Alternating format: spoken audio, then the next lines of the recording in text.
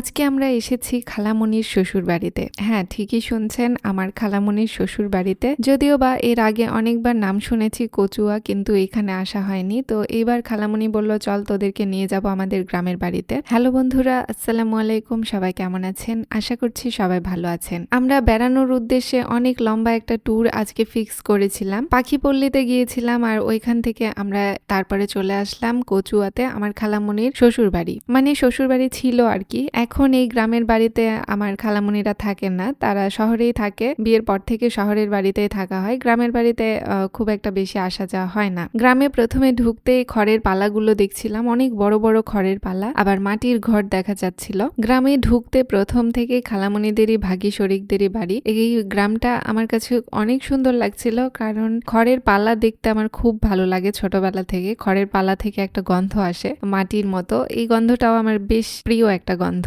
এখানে দেখেন ঘুটা শুকাতে দিয়েছে, আমরা তো ঘুটাই বলি, মানে গরুর গোবর আর কি। তো রাস্তা ধরে সামনে এগোচ্ছিলাম, এগোতেই দেখি একটা মাটির দোতলা বাসা। ওয়াও, জাস্ট অস্থির লাগছিল বাড়িটা দেখতে। আর বাড়িটাতে লেখা ছিল আহমেদ আলী জনি। যাই হোক, এটা হয়তো বা বাড়িওয়ালার নাম। মাটির বাড়িগুলো বেশ ভালো লাগে, আর গ্রাম মানেই আমার কাছে মাটির বাড়ি। যদিও বা এখন খুবই রেয়ার গ্রামের বাড়িগুলো মাটির হওয়া, কারণ প্রতিটা বাড়ি গ্রামেও এখন ইটেরই দেখা যায়। খুব ঘন বসতির একটা গ্রাম আমি দেখতে পাচ্ছিলাম, কারণ একটা বাড়ির পরে আরেকটা বাড়ি, আরেকটা বাড়ির পরে আরেকটা বাড়ি। গ্রাম মানে যে ফাঁকা ফোঁকা একটা পরিবেশ হবে, ওই রকম খুব একটা ফাঁকা নেই। ফাইনালি আমরা চলেই আসলাম খালামণির শ্বশুর বাড়িতে। এই বাড়িটা কিন্তু 300 বছরের পুরনো একটা বাড়ি। ভাবা যায় 300 বছরের পুরনো, এবং মাটির বাড়ি এটা। খালামণির দাদা শ্বশুর ছিলেন ম্যাজিস্ট্রেট, আর সেই ম্যাজিস্ট্রেটেরই বাড়ি হচ্ছে এটা। এগুলো কিন্তু আমি অনেক আগের কথা বলছি, অনেক বছর আগেকার, মানে যুদ্ধেরও আগের কথা। বাড়িটা বেশ চমৎকার সুন্দর ডিজাইন করা ছিল,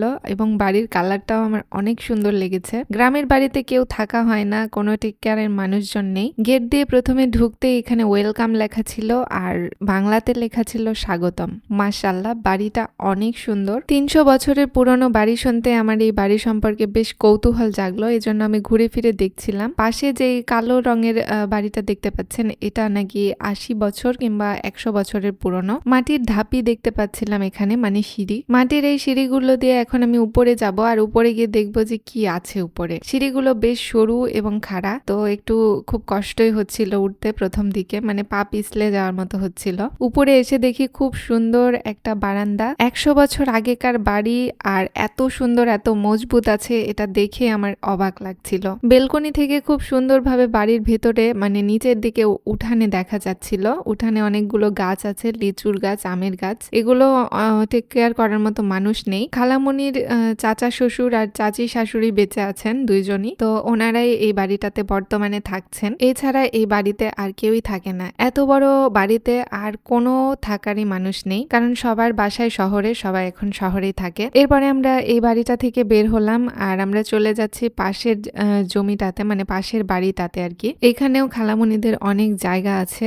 তো প্রথমে ঢুকতেই যেই বাড়িটা দেখলাম, ওইটাও খালামণির ভাসুরের। মানে আমি একবার খেয়াল করে দেখছিলাম যে একটা জায়গায় যখন মানুষজন থাকে না, পরিত্যক্ত হয়ে যায়, তখন জিনিসগুলো কতটা অবহেলায় থাকে। বাড়িঘর সব ভেঙে চুরে অবস্থা খারাপ হয়ে গেছে এই পাশের। আর এইখানটাতে এত যত্ন করে ঘুটা শুকাতে দিয়েছে দেখে হাসিই পাচ্ছিল। অনেক বড় বড় খড়ের পালা আমি দেখতে পাচ্ছিলাম গ্রামে ঢুকেই। মানে এখানকার মানুষজন অনেক জমিওয়ালা মানুষ, প্রত্যেকেরই অনেক জমি জমা আছে। গ্রামটা ঘনবসতির হলেও গ্রামের মানুষজনও অনেক ভালো। অনেক আমরা রাস্তা দিয়ে যাচ্ছিলাম, আর সবাই খালামণির সঙ্গে এত সুন্দর ব্যবহার করছিল, মনে হচ্ছিল এটা খালামণির মায়ের বাসা। চিন্তা করেন, একটা বাড়ির বউকে সবাই কতটা ভালোবাসলে সেই বাড়ির বউকে এতটা সম্মান করে, এতটা ভালোবাসে, যে তাদের আচরণ দেখলে মনে হবে এটা তার মায়ের বাড়ি। এরপরে আমরা একটা আন্টির বাসায় আসলাম, সেখানে আমরা দুপুরের খাওয়া দাওয়া করলাম। খালামণির ম্যানেজারের বাসায় গিয়েছিলাম, আর সেইখানে আমাদেরকে পেয়ারা পেরে খাওয়ালেন উনি।